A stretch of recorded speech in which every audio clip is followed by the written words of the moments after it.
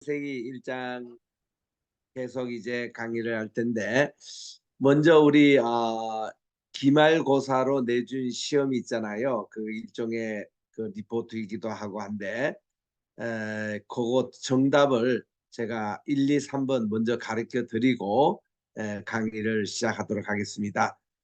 시험을 보는 이유는 우리 강의에 대한 복습이에요. 그리고 또 전체 줄거리 주제가 어떤 것이를 다시 이렇게 강조하는 의미이기 때문에 시험은 참 중요합니다. 또 여러분들이 이제 교수 요원으로 되셔서 시험 문제를 내실 때 어떻게 출제를 하시느냐, 이런 것도 좋은 방향이 될 것입니다. 그래서 우리 각 교수님들이 저 마지막 시험 또 리포트를 내실 때는 다 생각이 있어 내는 거니까 거기서 여러분들이 잘 배우시기 바랍니다. 그 우리 기말고사 1번 문제가 뭔가니 창조신학과 속죄 또 구속신학에 대한 연관성에 대해서 얘기 한 줄로 이제 설하는 그런 문제입니다. 여기에 대해서는 이사야 43장 1절 말씀 한 절 말씀인데요. 이사야 43장 1절 말씀, 거기서 보면 우리를 지으신 하나님이 우리의 구원의 하나님이시라는 것을 한 줄로 그렇게 표현하고 있습니다. 이거는 뭔가니 왜 하나님이 우리 인간을 창조하셨을까? 왜 하나님이 온 세상을 창조하셨을까? 이유는 우리 인간을 구원하기 위해서입니다. 그래서 이것이 늘 이스라엘에서는 창조신학과 구원신학, 구속신학이 함께 나갑니다. 그래서 이게 떨어지는 게 아니고 그거를 가장 잘 표현한 것이 이사야 43장 1절에 있는 그 말씀이에요. 그래서 우리 거기서 보면 4절에 보니까 이사야 43장 4절에 보니까 우리 하나님께서 우리 인간을 가장 보배롭고 존귀하게 여기셨다, 이런 말씀이 나오고요. 그리고 이 말씀의 제일 끝에 보면은 하나님이 인생을 지으신 목적은 인간으로 하여금 하나님을 찬양케 하기 위함이라, 찬송케 하기 위함이라고 그렇게 말씀하셨습니다. 그 구절이 얼마나 참 좋은지 모릅니다. 그래서 우리는 이렇게 그 하나님의 그 창조의 목적을 우리가 꼭 기억한다면은, 하나님이 왜 나를 지으셨죠? 하나님을 창조하기 위해, 찬양하기 위해서, 하나님께 영광을 돌리는 겁니다. 그래서 우리 웨스트민스터 신앙법의 소요리 문답 1문답에 What is main end? 이게 chief end입니다. 그 아주 중요한 그런 목적 of man, 인간의 가장 최종의 목적이 뭐냐 그럴 때는 하나님께 영광을 돌리는 것이고 그분을 영원토록 즐거워하는 것이라고 대답을 합니다. The chief end of a man is to glorify God and to enjoy Him forever. 이렇게 대답을 합니다. 우리 하나님을 영원롭게 하고 그분을 영원토록 즐기게 하는 것이 우리 인간의 창조의 목적이라면, 오늘 이제 우리 창세기 1장 26절 미리 읽고 또 2부 문제 가겠습니다. 하나님께서 말씀하시기를 우리의 형상을 따라 우리의 모양대로 우리가 사람을 만들고 그로 바다의 물고기와 공중의 새와 가축과 모든 땅과 땅에 기는 모든 것을 다스리게 하자, 이렇게 말씀을 합니다. 물론 우리 신학의 정통적인 그런 라인에서는 여기서 말하는 우리라는 게 뭐냐 그렇게 얘기할 때는 흔히 성부, 성자, 성신의 하나님 삼위일체, 이것을 얘기를 합니다. 그런데 그거는 조금 무리가 있는 게 이때만 해도 하나님이 말씀이 육신이 돼서 이 땅에 거하시는 성육신의 사건이 아직 일어나기 전입니다. 전부터 하나님이 태초부터 삼일체로 계셨느냐 하는 것은 그건 조금 문제가 있습니다, 신학적인. 그래서 여기서 말하는 우리라는 것은 뭔가니 하나님과 천상회입니다. 천상회의는 천사들의 모임이었어요. 하나님께서 대주제를 하시고 천상회의를 이렇게 하실 때에 이 모습이 우리 성경에 두 군데 이렇게 나오는데, 욥기 1장 2장에 보면은 하나님이 천상회의 하시는 모습이 나와요. 거기 보면은 이제 그 사탄이 그때만 해도 타락하기 전이기 때문에 그렇게 타락이 심하지 않아서 이게 천상회에 참석하곤 했던 때입니다. 그래서 네가 이 지상에 다니면서 욥을 주의하여 보았느냐. 그처럼 그가 정말 순진하고 정말 정직하고 또 악에서 떠나고 하나님을 경외하는 사람이 없다고 주님이 칭찬을 하시잖아요. 1장 1절 욥기 1장 8절 2장 3절 그렇게 3번씩이나 이 사탄이 좀 욥을 좀 본받으라 그런 걸로 이렇게 나오지 않습니까? 또 한 번의 천상회의가 나옵니다. 그거는 뭔가니 열왕기 상 20장에 보면은 이제 아합이 길랏 라못의 전장에 이제 올라갈까요 말까요 하는 거기에서 남쪽에 여호사밧 왕이 올라오셨어요. 그래서 남북 이제 왕이 합쳐서 길랏 라못을 치냐 말냐 이런 이제 의논을 할 때에 그때에 궁중에 있는 400명의 선지자들은 아합 왕이 올라가서서 치소서하고 그렇게 소리를 냈습니다. 그래서 여호사밧이 영적으로 아무리도 아니다 싶어서 여기 이들 말고 또 다른 선지자가 없느냐고 그렇게 할 때에 그들이 이제 불러온 것이 엘리야였습니다. 미가야였습니다. 이 미가야가 이제 와가지고 이제 뭐라고 얘기하니까 자기가 천상에 이렇게 참석을 했는데 하나님께서 누가 저 아합을 죽게 만들겠느냐. 아합은요 바알 종교에 그렇게 빠져가지고 이렇게 이제 그를 하나님이 심판하실 계획을 갖고 계셨는데 그때 거짓말하는 이 거짓의 영을 심어넣는 천사가 나서가지고 제가 바로 아합의 수종드는 400명 선지자에 다 가서 거짓 영으로 올라가서서 아모 길리앗을 치러 가서서 이렇게 제가 하겠습니다 하고 그런 것을 자기가 봤다는 거예요. 그래서 이 미가야가 이제 이런 하나님의 천상회에 참석한 얘기를 아합에게 들려줍니다.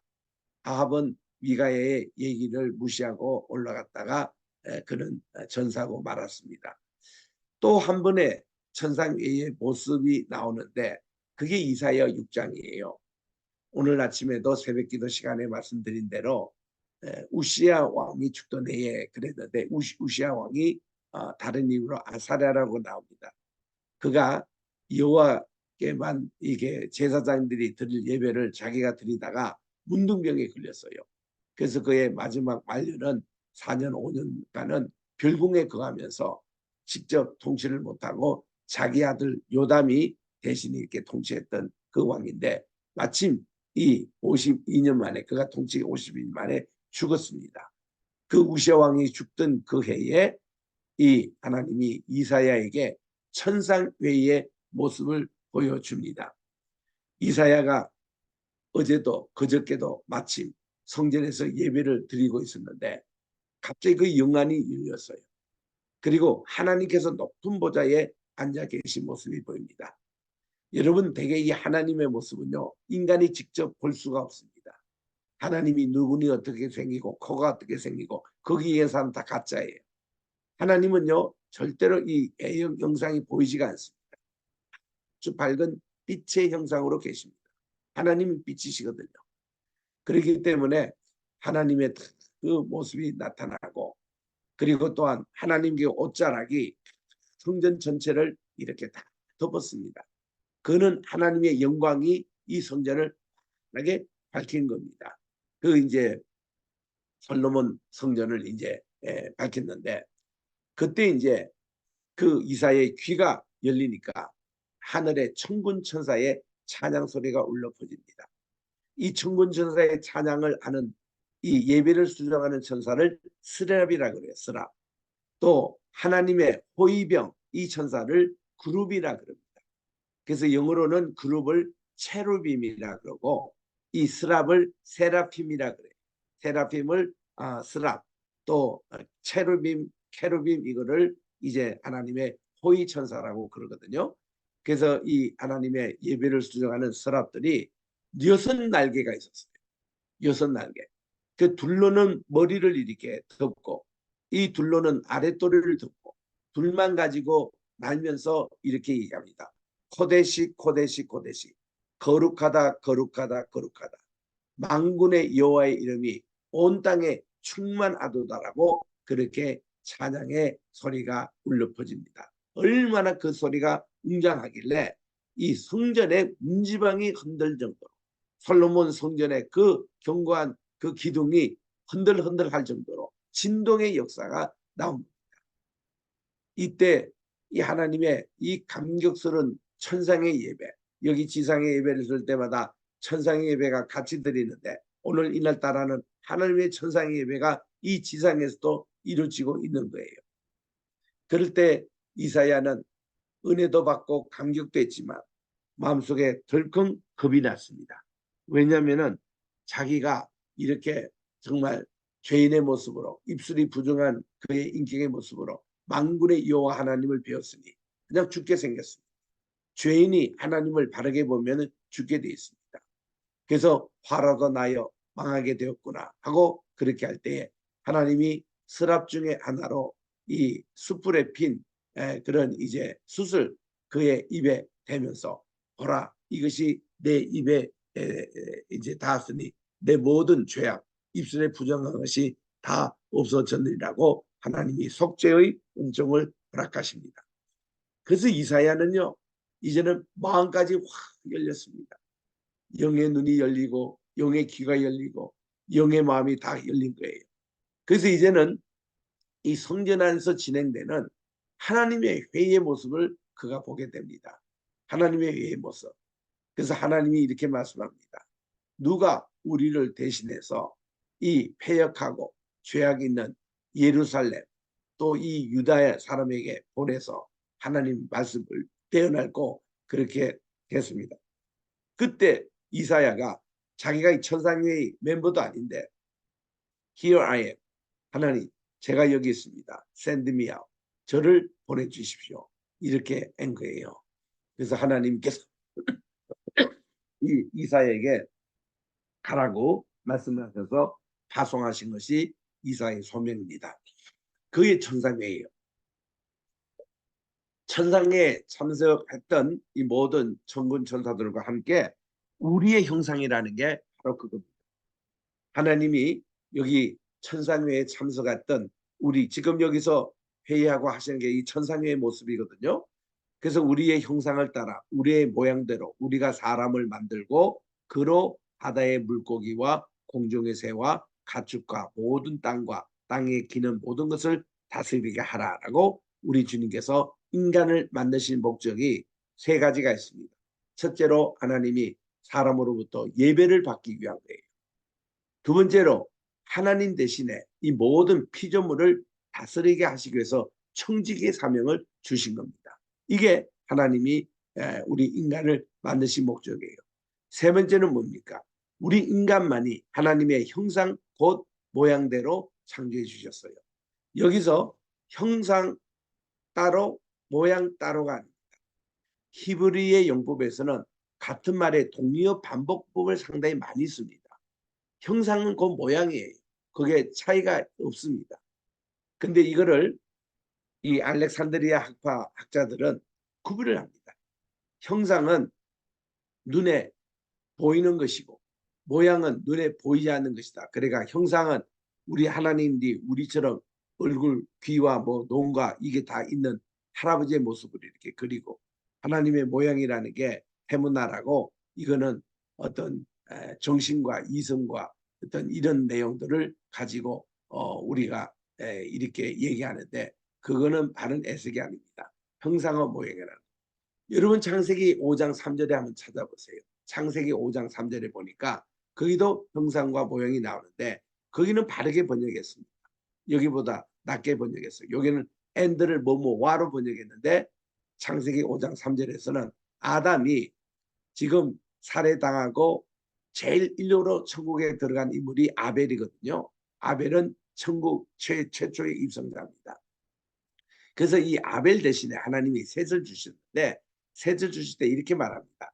아담의 형상 곧 그의 모양대로 이 셋을, 꼭 아버지를 닮은 그런 아들, 셋째 아들을 하나님이 주셨다. 그렇게 나오는데 형상과 모양이 아니라 형상적 모양입니다.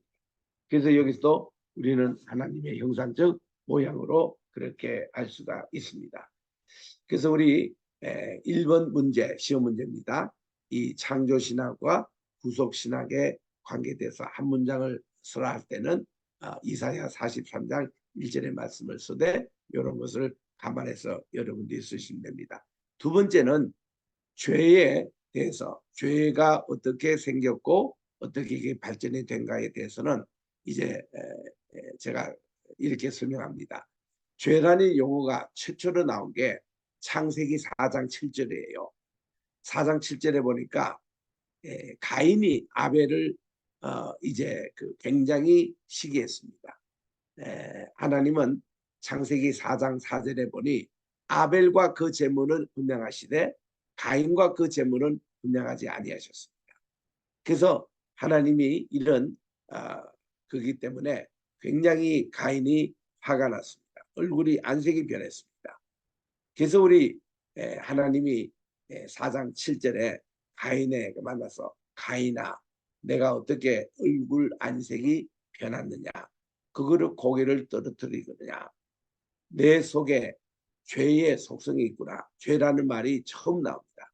이 죄라는 게 카타라는 말인데 히브리 말로 이 카타라는 이 말에는 정상에서 벗어났다는 거예요.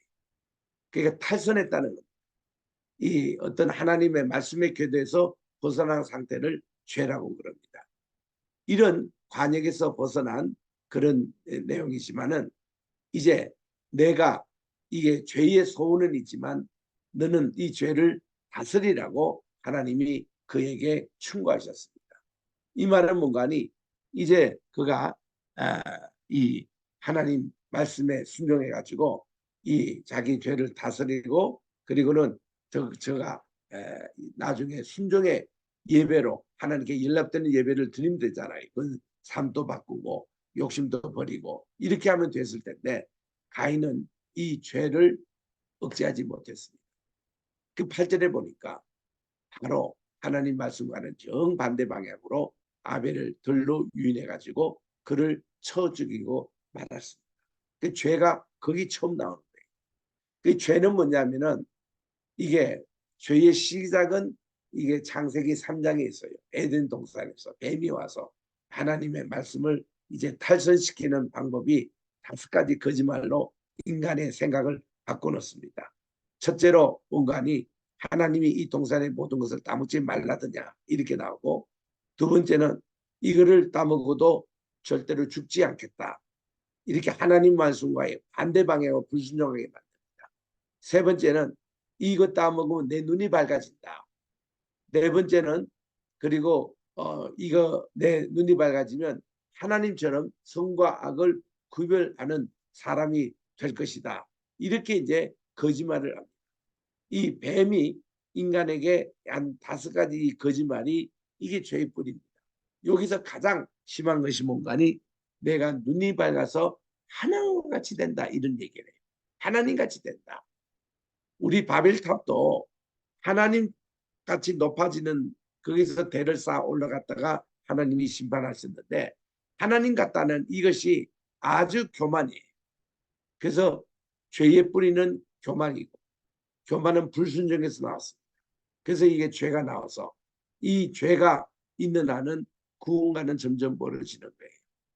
그러니까 가인이 아벨을 죽일 때 그 죄 때문에 죽였죠.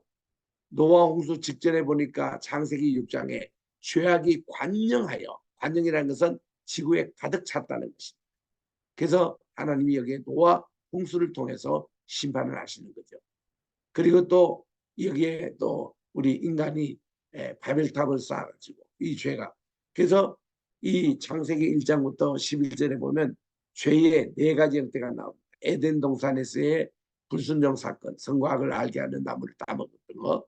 두 번째는 가인이 죄를 다스리지 못하고 자기 동생을 죽이는 거. 세 번째는 노아 홍수 직전에 사람들이 죄악이 관영한 거. 네 번째는 바벨탑 사건을 통해서 그들의 신전을 쌓아가지고 하늘 꼭대기에 닿게 하는 이런 건방진 이 얘기를 이게 다 죄의 뿌리고 발전인 것입니다. 그게 두 번째 그 항목의 대답이 되겠고, 세 번째는 이제 여기 보니까 노아의 무지개며 또 아브라함의 헬레며 모세의 안식일이며 그리고 이 다윗의 영원한 왕조며 또 여기는 예레미야에도 32장이 나와요. 이 모든 공통 단어가 뭐냐라는 질문인데 답변은 무궁한 언약입니다. Everlasting Covenant. 이게 무궁하다는 것은 히브리 말로 올람이라는 말입니다. 하나님의 속성이 올람이거든요. 올람이라는 뜻은 시간과 공간을 뛰어넘는 바로 그것을 말합니다. 그래서 그 세 번째 문제까지 우선 정답을 가르쳐주고 오늘 계속 진도를 나가도록 하겠습니다. 창세기 1장 27절에 갑니다. 27절에 26절에 그거 이제 원인에 대해서 좀 이렇게 제가 이렇게 지금 얘기했습니다만은 우리의 이게 셀렘이라는 게 그게 이제 이미지라는 말이고 테무나라는 게 그게 라이크니스라고 이렇게 번역된 건데 킹제임스 바이블의 번역입니다. 이게 in our image and our likeness 할 때 our라는 말 두 번 나옵니다. 이게 누누 천상 외의 모습이에요. 그래서 영상곧 모양 이걸로 동의어 반복법이 이렇게 나옵니다. 셀렘이라는 것 그리고 테무나라는 것 한 내용을 두 번 동의어 반복해서 강조하고 있다라는 것 이것을 보게 됩니다. 그리고 하나님 대신에 다스리게 하자 그렇게 나와요. 이게 하나님의 다스리는 권한이 뭔가니 공중에는 새, 바다에는 물고기, 땅 위에는 짐승, 모든 곤충들을 다 포함하는 인간 이제 다 모든 다스리는 권한입니다. 이게 인간이 만물 영장이 되어 다스리는 권한이 줄 때가 창조 실세였습니다. 그런데 인간이 타락하고 나서 이 모든 다스림의 것을 신으로 우상으로 만들어요. 그래서 하나님께서는요. 예를 들면 해와 달과 별들 다 하나의 피조물에 불과합니다. 근데 이거를 만들어 섬기는 거예요. 태양신을 섬기고 달신을 만들어 섬기고 별신을 섬기고 말이죠. 그리고 또한 공중에 새 모양 만들어서 섬기고 그런 새 모양 만든 날개 모양 이런 것이 다 스핑크스 아니겠습니까? 그리고 또한 물고기 형상을 만들어 섬기는 거, 다곤신 같은 거. 그리고 또한 이제 이 짐승의 모양처럼 만들어서 섬기는 거. 이런 것도 스핑크스의 일부인데 이런 모든 것을 우상화했다는 것이 얼마나 인간이 어리석다는 거예요. 인간은 그들보다 다 뛰어난 물의 영장으로 하나님이 창조해 주신 건데 뱀의 얘기를 듣고 선과 악을 판단하는 그 열매를 따먹으므로 인간이 타락된 거예요. 그러니까 이들을 다스림의 대상에서 자기들이 여기 지배를 당하는 이런 존재로 가고 말았습니다. 그러나 예수님이 십자가에서 부활 승리하심으로 다시 한번 우리가 하나님의 형상과 모양, 형상적 모양으로 회복해 주셨어요. 그래서 우리 하나님의 자녀들은요. 더 이상 구약이나 고대 근동에서 했던 실수가 아니라 지난 2000년 동안 실수한 게 아니라 지금은 우리가 해와 달과 별들 모든 것 다스리고 또 우리가 모든 만물들 뭐 새라든지 물고기라든지 모든 인생을 하나님 대신 당신에는 청지기의 위치로 회복하는 것이 가장 중요합니다. 이게 뭐로 가능하냐? 예배로 가능합니다. 우리가 예배 시간을 통해서 다시 하나님을 만나고 하나님의 말씀으로 새로 지음을 받고 새로운 피조물이 돼서 보라 누구든지 그리스도 안에 있으면 새로운 피조물이라 이전 것은 지나갔으니 보라 새 것이 왔다. 새로운 피조물로 우리들이 지음을 받고 예배 시간을 통해서 이렇게 하는 것이 예배 회복자의 모습인 것입니다.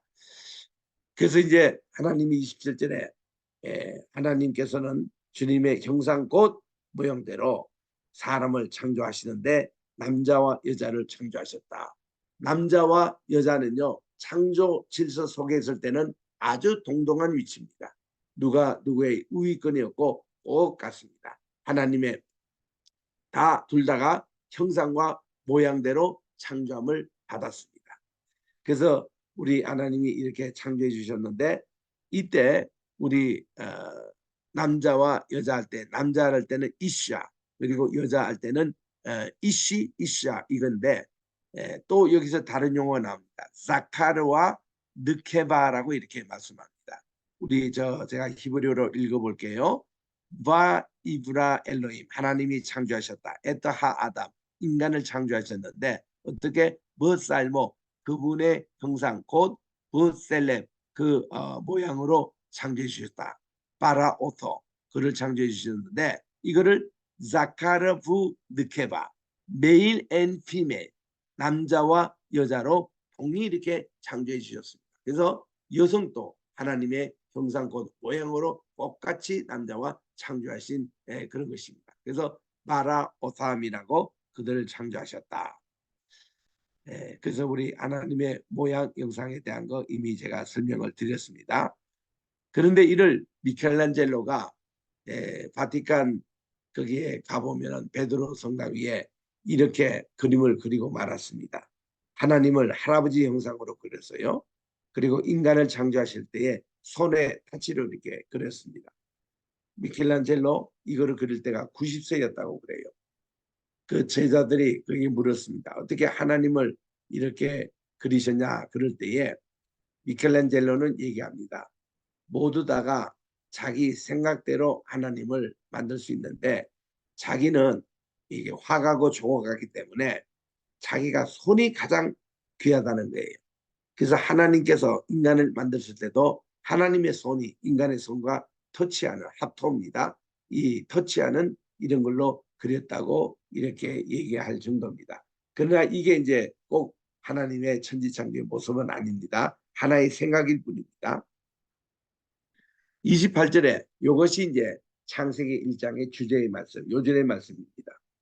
하나님께서 그들, 즉 인간에게 복을 주셨습니다. 어떤 인간에게? 바로 하나님의 형상 곧 모양으로 창조해서 그들에게 복을 주시는데 하나님께서 말씀하시기를 생육하고 번성하여 땅에 충만하다. 땅을 정복하다. 바다의 물고기가 공중의 새와 땅에 움직이는 모든 생물을 다스리라고 그렇게 말씀을 하셨습니다.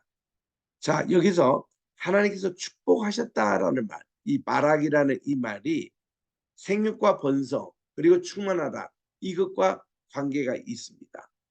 22절에 우리 보면요. 하나님이 물고기를 창조해 주셔서 처음에 복을 주시는 분이 물고기였습니다.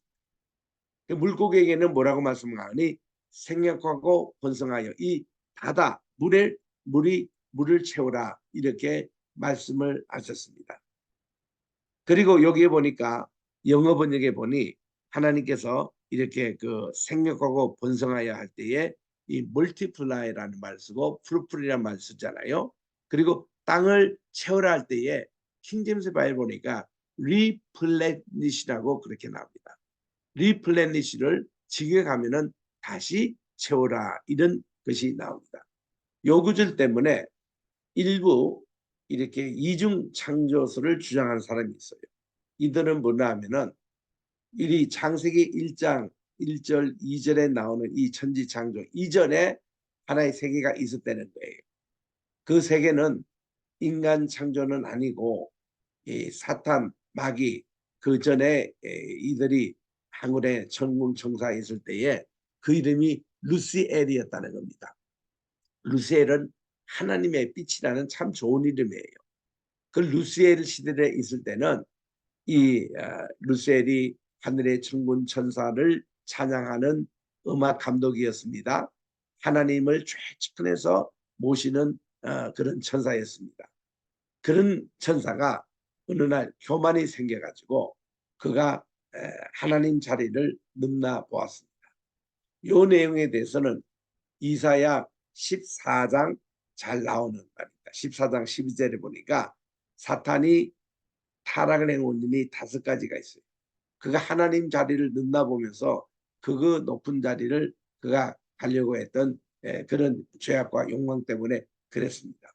그래서 하나님이 어느 날 이 루시엘을 땅에 떨어집니다. 지구에 내줬습니다. 그래서 그가 루시프가 됐다는 거예요. 루시엘이.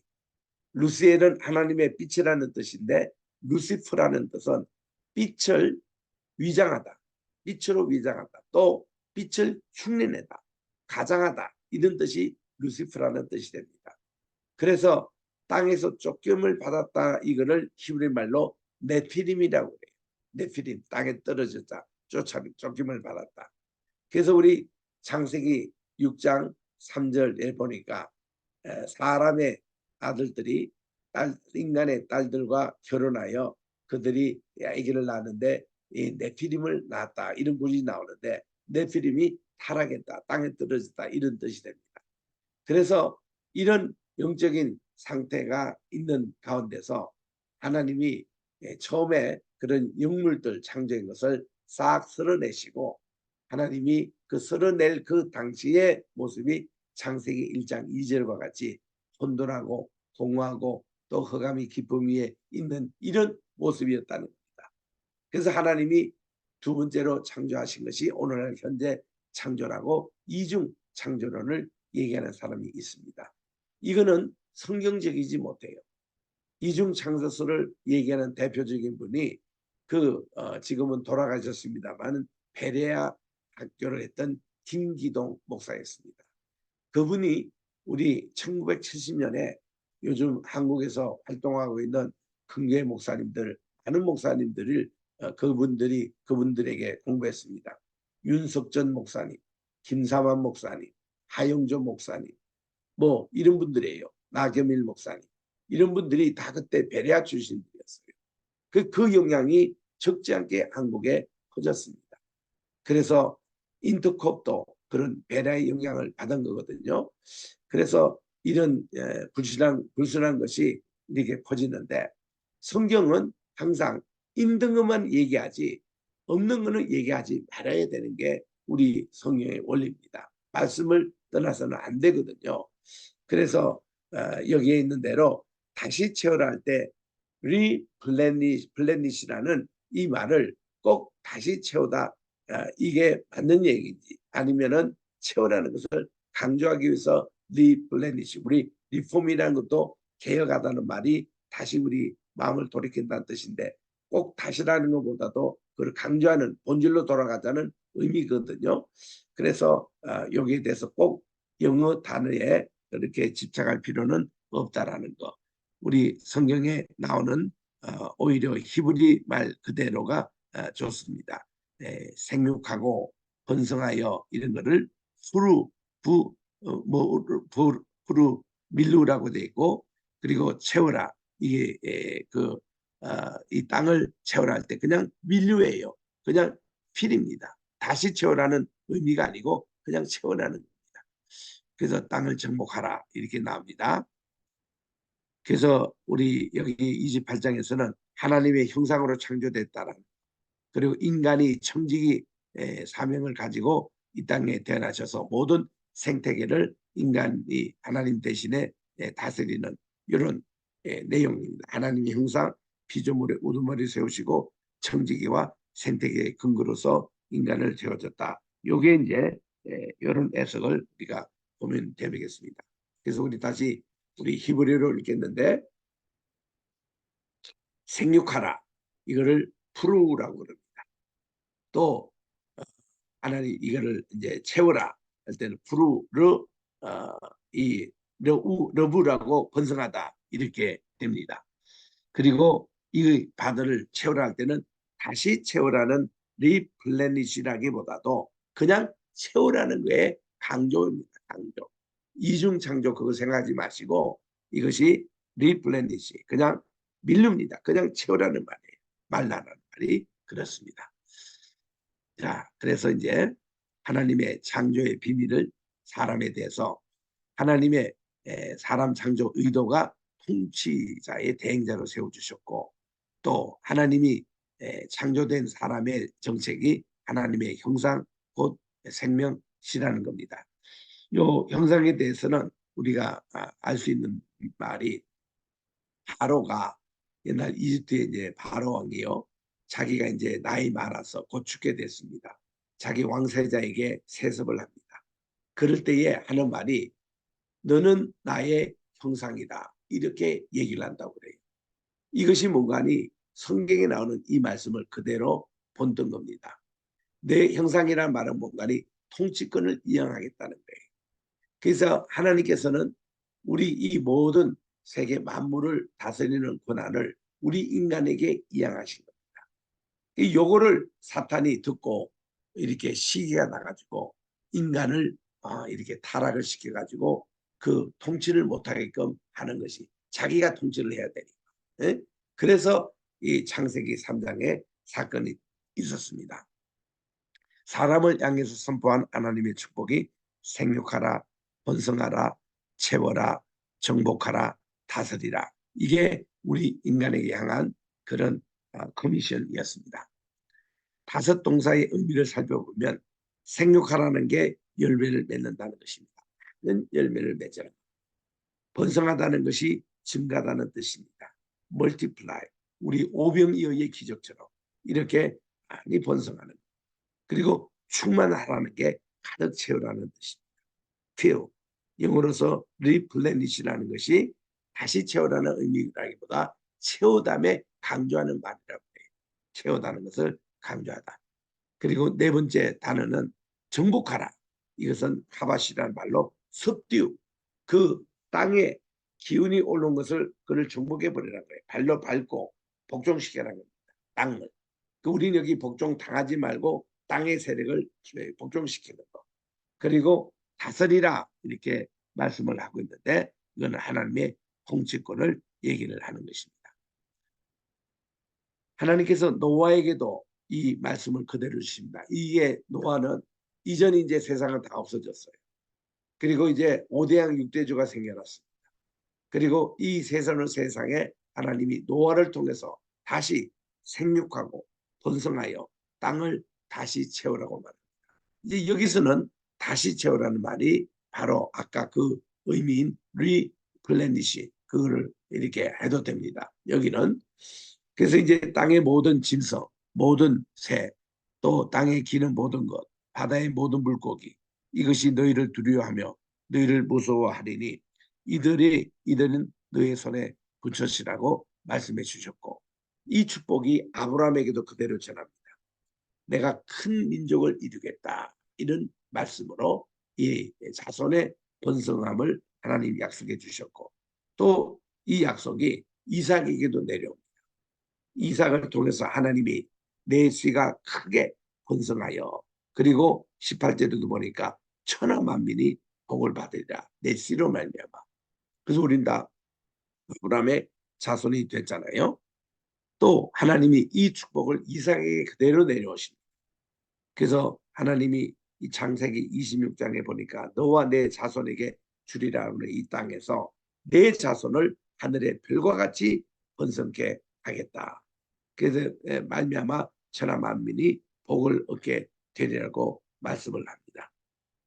또 야곱에게는 뭔가니 땅의 티끌같이 내 자손이 많게 하겠다. 이런 말씀입니다.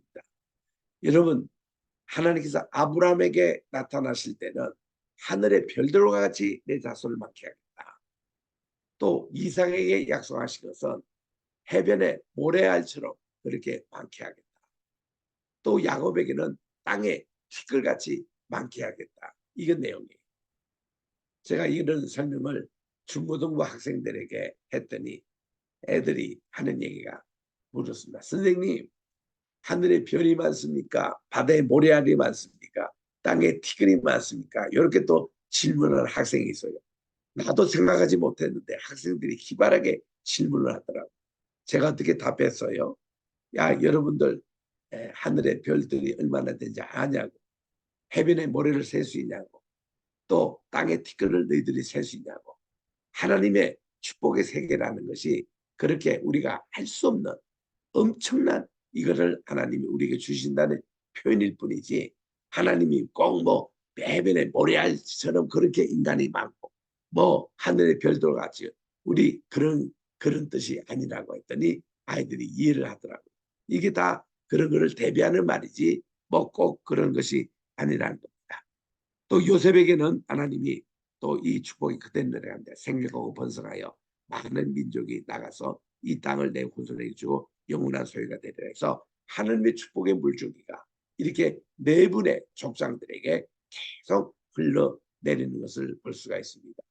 오늘도 이런 축복의 역사가 계속 우리에게 임하여지는 것을 알 수가 있습니다. 그래서 이스라엘에게는 이사야 60장 22절의 말씀이 정말 하나님은 작은 자가 천명을 이루겠고 그 약한 자가 강국을 이룰 것이다.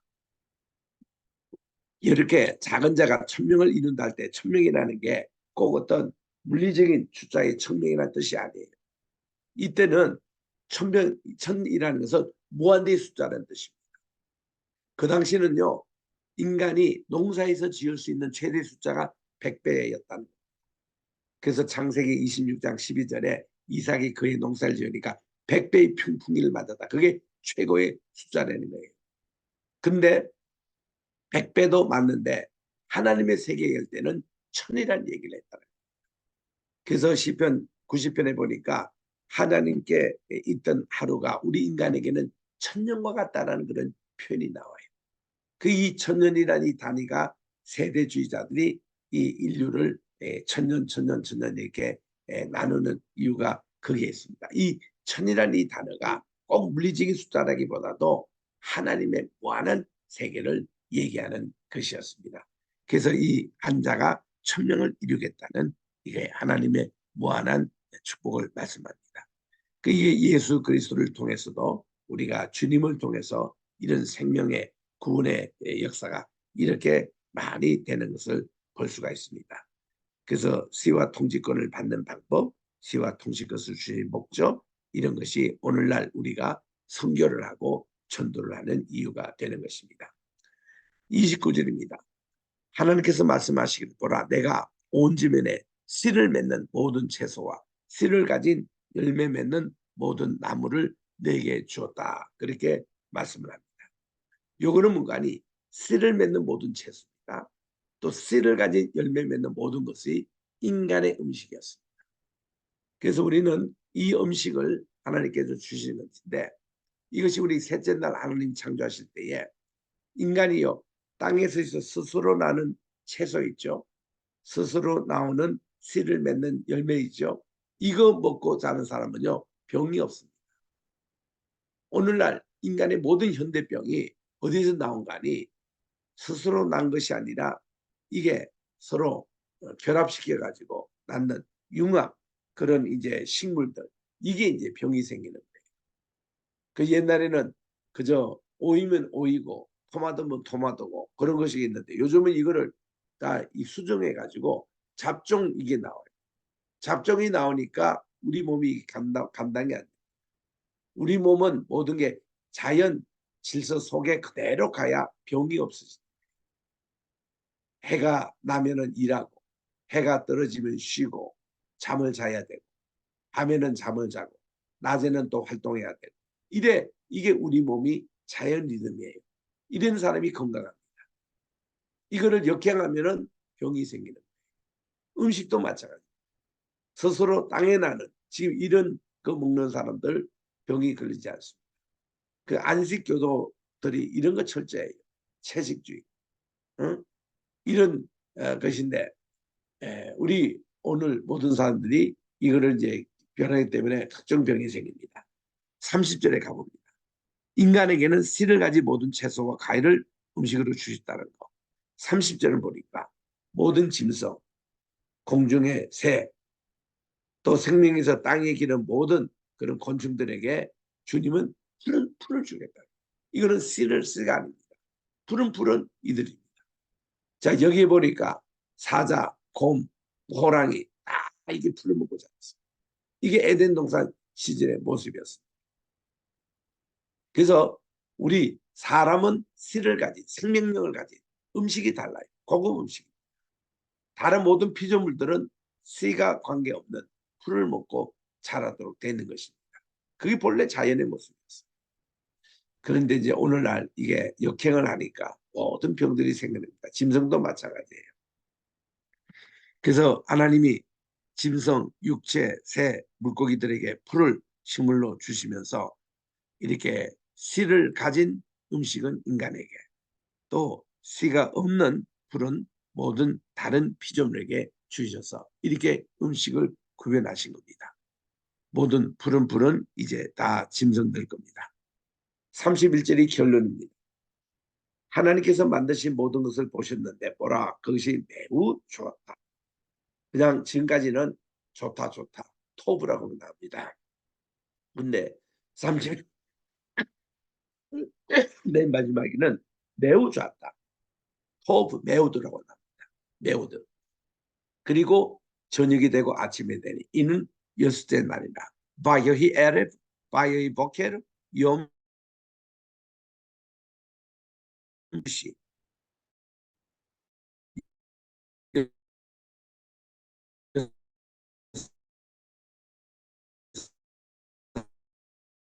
이 보시기에 매우 좋았더라. 대한 하나님의 평가였습니다. 하나님 만드신 우주천이 삼층천이었어요. 하늘과 땅과 땅 밑에 있는 바다의 세계 그리고 바다의 세계 신천부에 이렇게 이제 한 공간이 있는데 이거를 음부라고 그랬어요. 음부를 히브리 말로 셰올이라 그럽니다. 셰올이라는 것은 뭔가니 죽은 자들이 잠자는 곳이라고 그렇게 말합니다. 그 죽은 사람들이 다 잠자는 곳이에요. 거기서 하나님께서 이제 우리 예수님이 공중에서 재림하실 때에 다 죽어됩니다. 되는데 이게 잠자는 사람들도 그때 일어나서 심판을 받게 돼 있어요. 악의 심판과 선의 심판을 받게 되는 고대 근동지방의 그 당시 우주관이 이랬습니다. 요거를 창세기 1장에서 그대로 반영하고 있는 것입니다.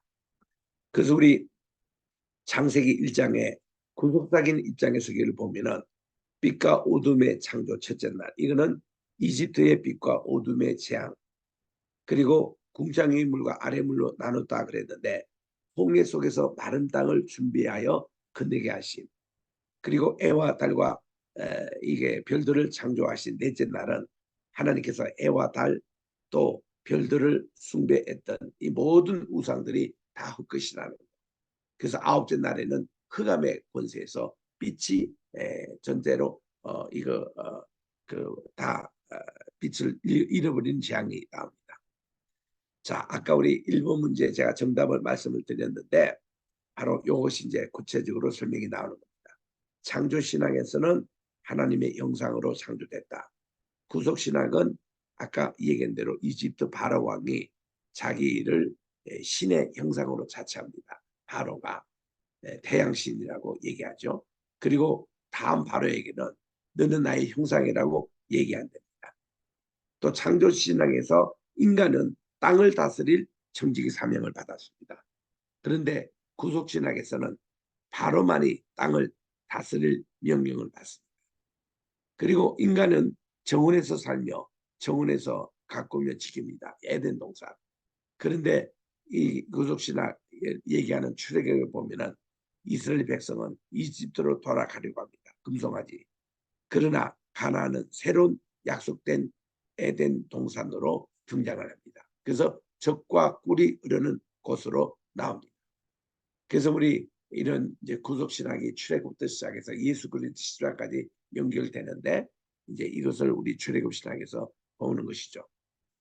하나님께서 보시기에 참 매우 좋아하셨더라. 여기에서 우리 미국에서 예배 드릴 때에 그렇게 얘기합니다. God is good 하면은 모든 회중들이 all the times 또 목사님입니다. all the times 하면은 회중들이 God is good 하고 예배가 시작이 됩니다. 이처럼 하나님은 언제나 선하십니다. 우리가 굿모닝 인사할 때 본래 이것이 God's morning 하나님의 아침이라고 하는 것입니다. 하나님은 선하시다. 영어도 가시고 오가 하나 더 들어가면 굿입니다. 하나님이 선하시다. God is good. 또 goodbye 이것은 God be with you의 축도문의 아주 축약된 폼이 goodbye입니다. 그래서 우리는 굿바이 때 하나님이 당신과 함께 이게 영어권에 있는 사람은 이렇게 염두하고 인사를 합니다. 뉴질랜드나 호주나 영국식 영어도 꼭 마찬가지입니다. 여기서 영어가 단어가 나왔습니다. 그래서 우리 시편 136편에 보니 주님께 감사하라. 그분은 선하시며 그분의 인자심이 영원합니다 해서 가리스크 하나님의 선하신 하나님을 감사하는 일이네요. 또 출애굽기 34장 6절에 하나님이 모세에게 당신을 소개하시면서 이렇게 말씀합니다. 여호와라 여호와라 자비롭고 은혜롭고 노하기를 더디하고 인자와 진실이 많은 하나님이라 해서 선하신 하나님, 굿 하나님입니다. 그래서 우리가 매일 아침에 굿모닝 인사할 때는 이제는 God's morning, 하나님의 아침입니다. 이렇게 또 굿나잇 이렇게 할 때는 God's night, 하나님의 밤입니다.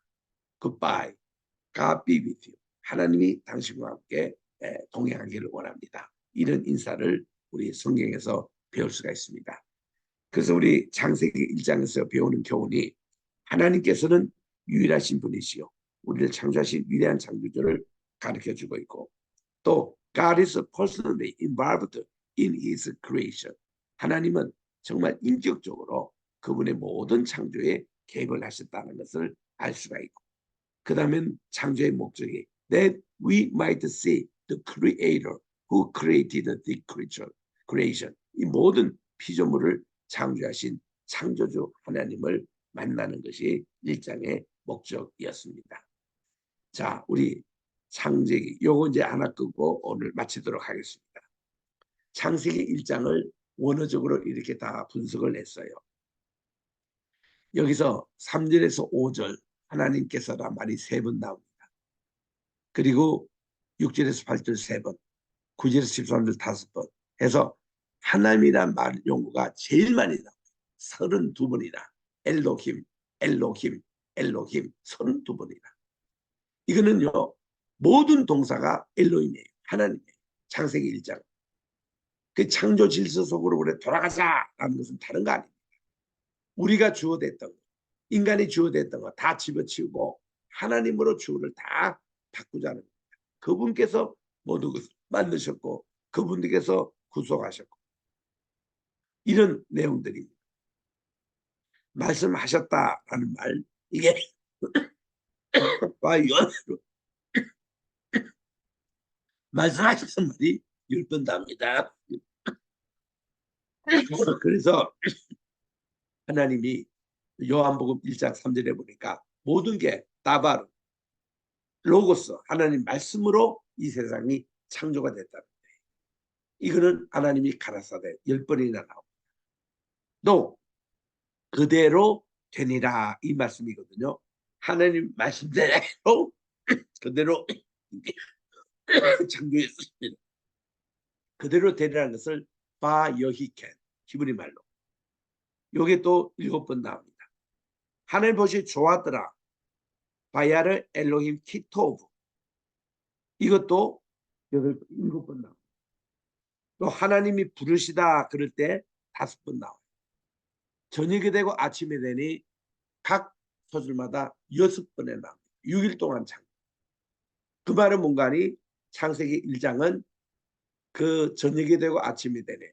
바이어히 에레브, 바이어히 보케르 이것이 한 절 한 절이 흐름으로 되어 있다. 그래서 창세기 1장에 나오는 6일 창조는 다 하나씩 흐름이 있는 6절의 창조 시이기도 합니다. 하나님이 또 복을 주시되라는 게 2번 나옵니다. 이 물고기에게 제일 먼저 바락이라는 말이 나오고 인간에게 또 바락 27절에 나와요. 나누이사 하나님이 이게 나눈 거예요. 빛과 어둠을 나누시고 궁창 위의 물과 아래 물을 나누시고 또 이 육지와 바다를 나누시고 할 때 나발이라는 것이 5번 나옵니다. 하나님의 창조는 이렇게 나누임이에요. 마지막으로 그 종류대로 창조하셨다 그럴 때에 이제 그 고린도 이게 셋째 날에 나오고 마지막 6째 날에 나옵니다. 8번씩이나 이것도 종류대로 구별하신 이런 내용인데 요 8가지 노수가 생명의 질서의 창조의 모습입니다. 오늘은 여기까지 하도록 하겠습니다. 질문 있으면 질문하시고 그 다음 우리 부교자님께서 진행해 주시기 바랍니다.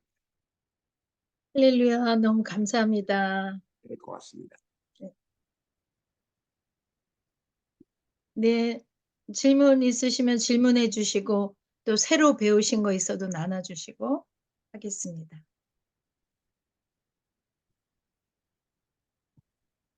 우리 성진 전도사님 먼저 질문이나 나눠주시겠어요? 음, 이게 일단 질문은 없고 지금 생각한 거가 몇 가지 있는데 이게 아까 뭐 총장님께서 리플레니시 관련된 단어를 말씀해 주셨잖아요. 그래 이게 실제로 들리시죠? 아무래도 이어폰이 지금 오락가락 해가지고 들리시죠? 잘 안 총장님? 들리는데. 저는 잘 안 들리는데 다른 분 잘 다시 들리. 다시 천천히 좀 네, 얘기하세요. 네. 아 이게 이어폰 때문에 이어폰이 좀 오락가락 해가지고요. 들리세요? 혹시? 이제 아, 들립니다. 들리는데 천천히 예. 다시 한번 얘기하세요. 그 리플레니시라는 단어 있잖아요. 네, 아무래도 리플레시 다시 채워달라는 사, 거. 예. 이게 사실 어딜 이게 킹제임스 성경 쓰는 사람들끼리도 자꾸 이게 논쟁이 되는 주요 음, 단어예요, 사실은. 그러다 네네, 네네. 보니까 밀루라는 단어.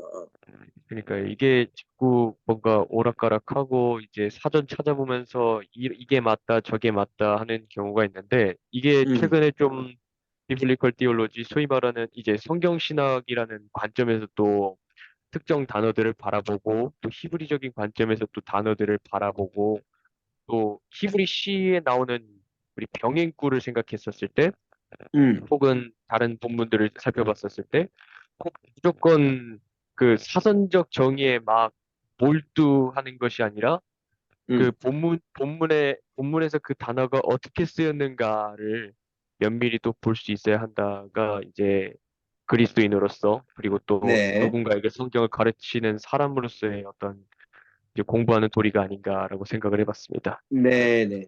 네, 좋은 생각입니다. 예. 그래서 요게 지금 또 번역하시는 분들 논쟁이 되고 있는데, 밀류라는 것 자체가 꼭 다시라는 그 말은 없거든요. 그래서 이제 그거를 좀 강조하는 의미에서 리플레니시라고 이렇게 이제 얘기 나오는데, 그것도 영어 뜻으로 보더라도 꼭 그게 리가 다시라는 뜻만 있는 게 아니다라는 것이 영어 학자들의 의견이기도 합니다. 그래서 그냥 참고하시기를 바랍니다. 네. 저희는 또 그냥 다른 질문. 네, 풀로 채우다 이렇게 네, 네, 네, 이해하고 네. 네. 그게 히브리어 그대로 읽으면 네, 좋아요. 밀루라고 하는 것은 그냥 가득 채우다 그런 뜻이지. 네, 예, 뭐 다시 채우다 뭐 이런 의미는 꼭 굳이 안 해도 됩니다. 네. 네.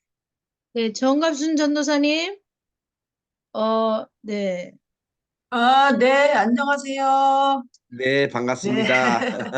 네, 아유, 저기 총장님 목 아프신데도 이렇게 네, 강의를 조목조목 너무 잘해주셔서 너무 감사드립니다. 감사합니다. 네, 여러분 네, 기도로 많이 나왔습니다. 네, 네, 감사합니다. 네. 네, 질문 없으시고 박은혜 선교사님,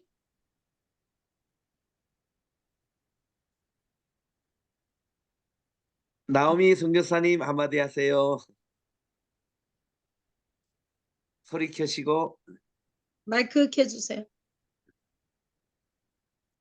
제가 네, 조금 이렇게 어, 혼돈이 온 게 있었는데요. 네네. 처음에 총장님이 그 저희 기말고사 1번 문제 네, 창조신학, 속신학 네, 말씀하셨을 때 한 줄이 네, 이사야서 43장 1절이라고 그러셨어요. 네네. 1절 한 절만 쓰시면 돼요. 그게 맞으시죠? 네네네. 예, 근데 제가 중간에 들었을 때 43장 2절이라고 하셔서 혼돈이 1절, 좀 1절, 왔어요. 1절. 예, 총장님, 예, 예, 감사합니다. 예. 정정할게요. 예. 네. 하여튼 답안은요, 짧게 쓰는 게 유리합니다. 길게 아, 쓰는 그럼 아, 그래요? 그거 그냥 감사합니다. 그 한 절, 1절 한 절만 쓰면 되는 거예요? 예, 예, 쓰면 됩니다. 뭐를 예, 설명이나 그런 그게 거, 모든 게 다 나오니까. 아, 네, 아, 예. 설명할 필요 없이 설명. 네, 네, 된 거란 얘기죠, 총장님? 네. 그러니까 제가 그랬잖아요. 한 문장으로 쓰라고 했잖아요. 예, 한 한 문장으로 문장만 쓰면 쓰면 모든 됩니다. 게 축약이 되는 거니까 한 그렇죠, 문장만 그렇죠. 쓰면 예, 예. 됩니다. 너무 알겠습니다. 너무 저기 과제를 너무 쉽게 해주시는 것 같은데. 쉬운 아무튼 것보다 제가 네, 그랬잖아요. 이 과제와 모든 그 시험의 목적이 네, 여러분들이 얼마나 잘 이해하고 얼마나 네, 잘 이제 네, 그거를 네, 다르게 가지켰는데 대부분 학교에서는요. 기말고사 내는 것은 정답을 안 가르쳐 주기 때문에 맞아요. 학생들이 몰라요. 네, 뭐, 정답 네, 모르고 그냥 학교를 떠나고 그냥 ABC 뭐 네. 학점만 나가니까 그래서 이제 저 팔러시는 정답을 충실히 가르치는 바른 교육 그게 제 모토기 때문에 저는 정답을 가르쳐 드립니다. 너무 감사합니다.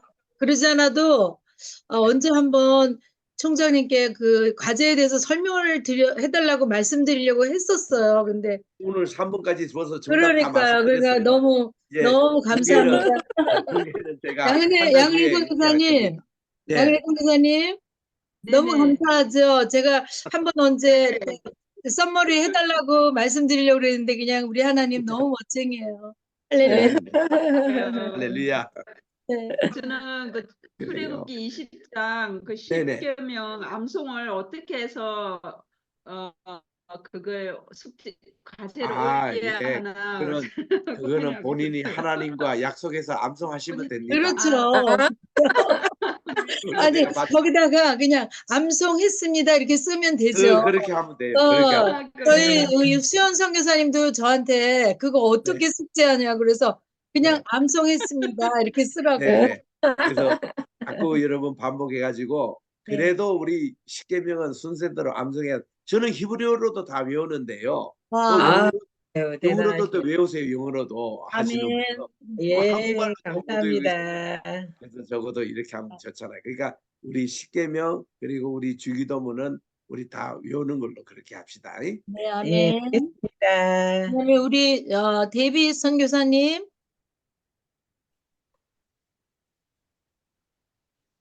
데이비 선교사님, 수연 선교사님, 누가 먼저 인사하세요? 저희가 사실 오늘부터 주일까지 컨퍼런스가 있다고요? 컨퍼런스 있어가지고 아하. 정말 온 가족이 다 참석하고 와서 어이구, 부지런히 이렇게 얼마나 하고 피곤하겠어요. 제가 사실 오늘 9시 반에 기도회 하나 인도해야 되는데 아하. 네, 줌으로 해서 이제 줌만 열어드린다는데 그냥 깜빡 잊어버리고 그것도 아이고, 못하고 막 교회에 어, 신경 쓰다 어. 보니까 그렇게 네, 됐습니다. 그래요. 그래, 네, 늦은 아무튼, 시간인데 이만큼 하고요. 너무, 다음 주는 제가 좀 괌에 가서 좀 며칠 쉬고 오겠습니다. 네, 네. 평안히 잘 쉬고 다음 주에. 행복한 예, 시간 되세요. 네, 그러면 감사합니다. 네, 기도하고 할렐루야. 마치겠습니다. 네, 네. 오늘은 제가 기도하겠습니다.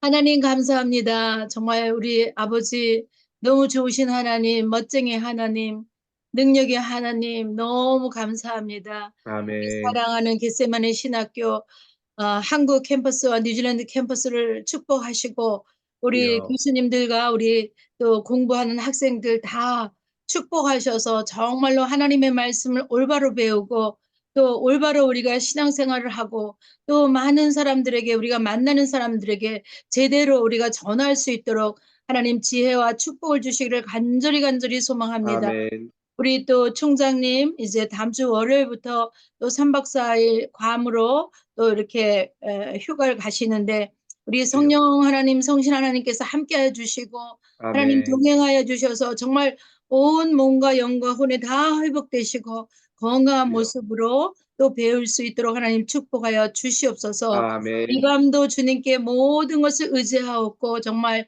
가스나이트가 될 수 있도록 하나님께서 축복해 주실 것을 믿습니다. 주여 아버지. 예수님의 이름으로 기도드리옵나이다. 아멘. 네, 감사합니다. 총장님 잘 굿나잇, 다녀오세요. 라일라, 감사합니다. 토마. 할렐루야. 하나님의 건강히 밤바람이 건강히 함께 하시기를 잘 바랍니다. 다녀오세요. 샬롬, 샬롬. 예.